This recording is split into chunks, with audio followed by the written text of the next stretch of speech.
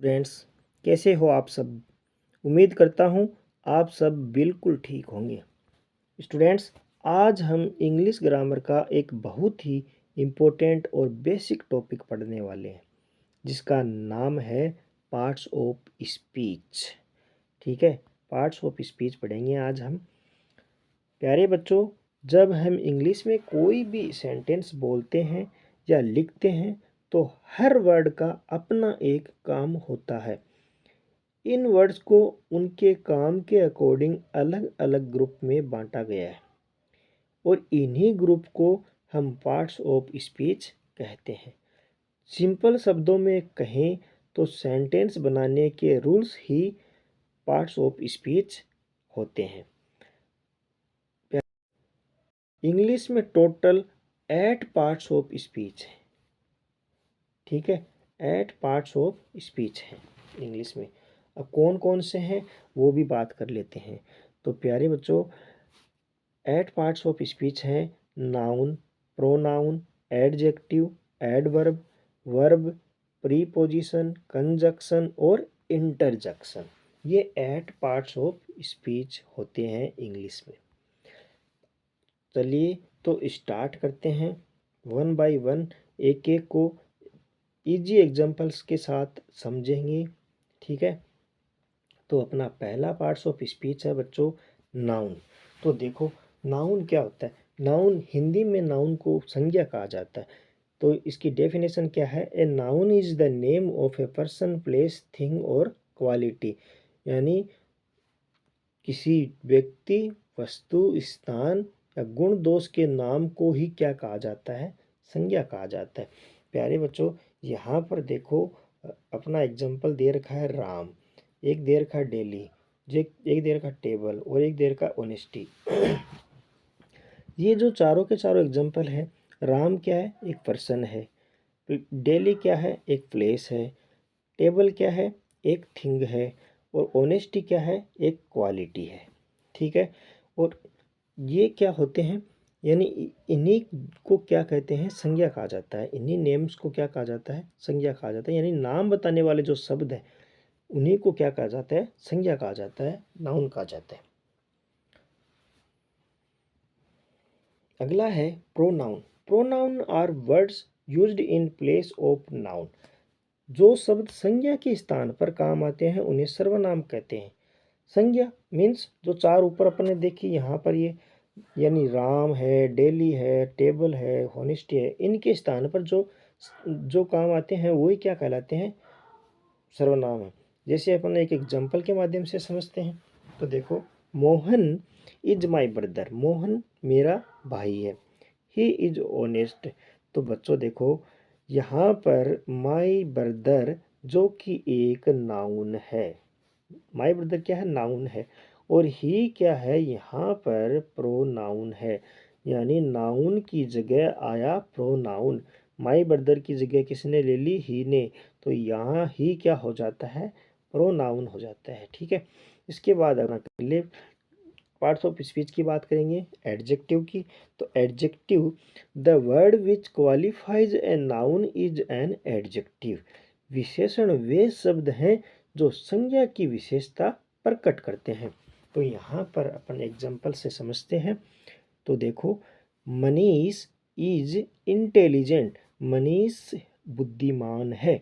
तो मनीष की विशेषता बताई, मनीष यानी जो नाउन है, नाउन की विशेषता बताई किसने, इंटेलिजेंट ने। तो यहाँ इंटेलिजेंट क्या हो गया, एडजेक्टिव हो जाता है, इंटेलिजेंट। ठीक है, ये समझ गए इस बात को कि नाउन की जो विशेषता बताएं वो विशेषण होते हैं। और नाउन कौन है, मनीष, और मनीष की विशेषता कौन बता रहा है, इंटेलिजेंट। तो यहाँ इंटेलिजेंट क्या हो गया, एडजेक्टिव। अगला अपन बात करेंगे एडवर्ब के बारे में।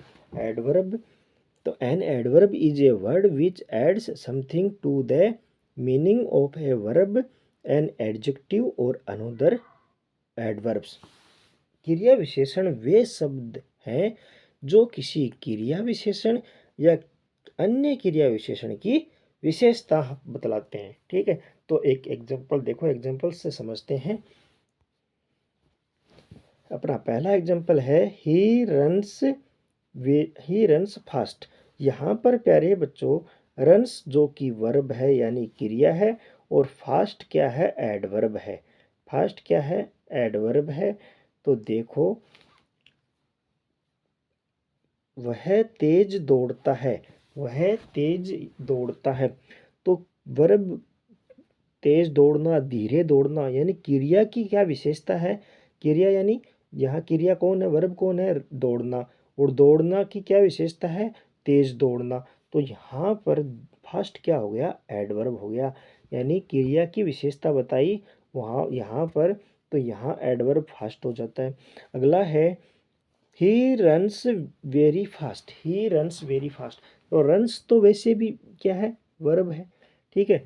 अब रन्स वेरी फास्ट, वेरी यहाँ पर क्या है एडजेक्टिव है और फास्ट यहाँ पर क्या है एडवर्ब है।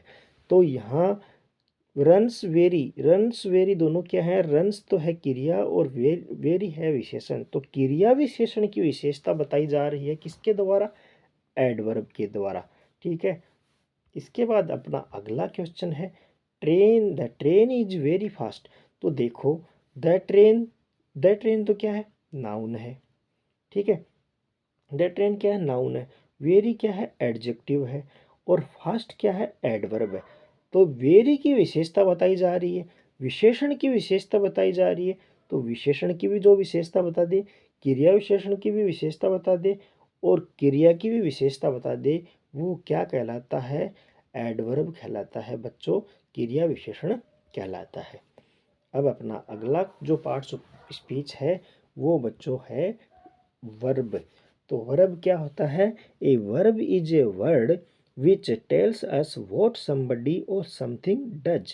क्रिया वे शब्द हैं जो हमें किसी कार्य के करने या होने का बोध कराते हैं। तो देखिए एग्जाम्पल्स के माध्यम से समझते हैं। तो यहाँ राम जो कि नाउन है, गोज जो कि वर्ब है, टू जो कि प्रीपोजिशन है और स्कूल जो कि एक नाउन है।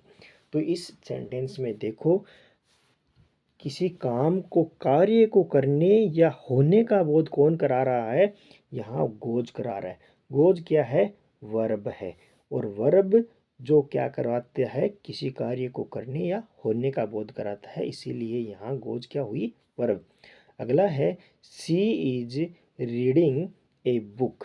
तो सी भी नाउन है और ए बुक भी नाउन है, लेकिन बीच में जो दो है इज और रीडिंग ये दोनों क्या है वर्ब है और वह बुक पढ़ रही है। तो क्या कार्य हो रहा है पढ़ना हो रहा, पढ़ने का कार्य हो रहा है।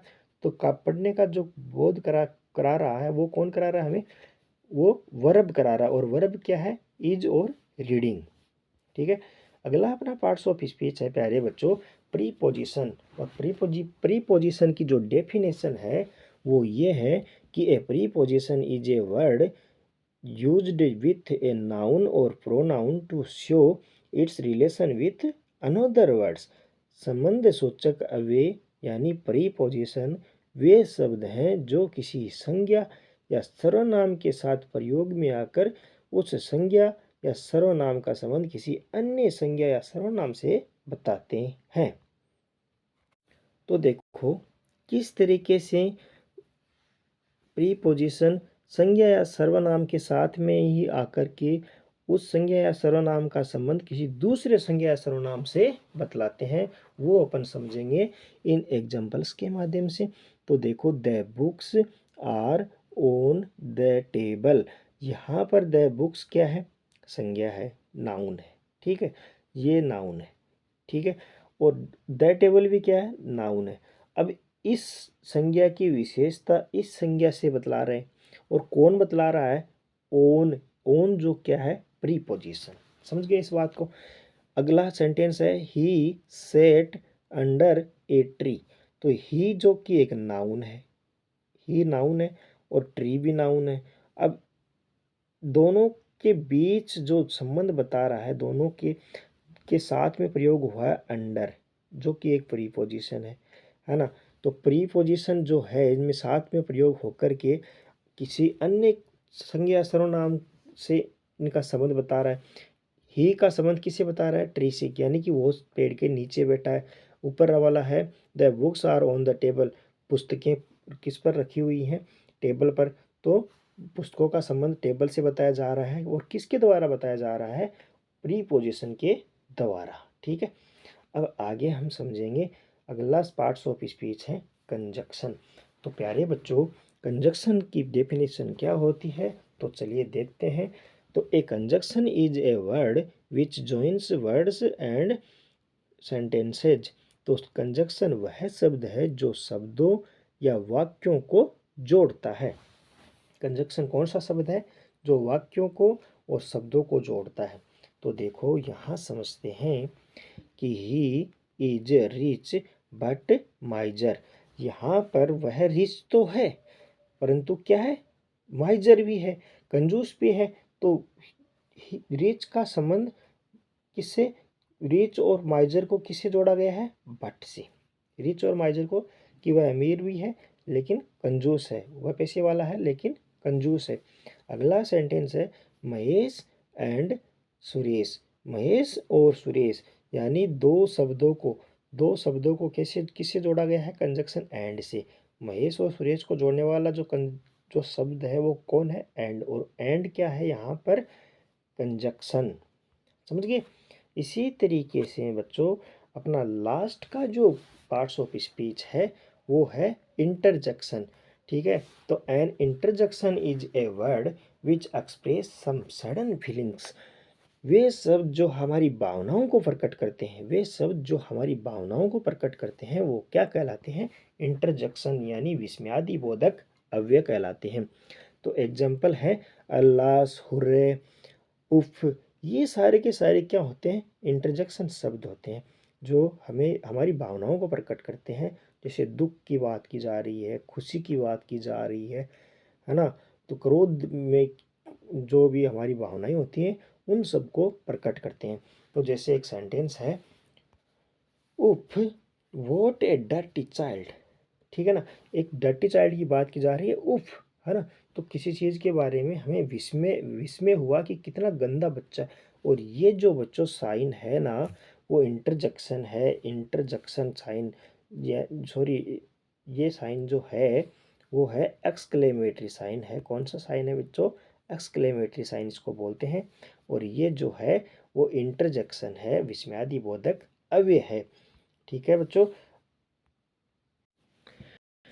तो प्यारे बच्चों, आज के इस वीडियो में हमने पार्ट्स ऑफ स्पीच के बारे में पढ़ा और यह भी समझा कि इंग्लिश के हर सेंटेंस में हर वर्ड का अपना एक इम्पोर्टेंट रोल होता है।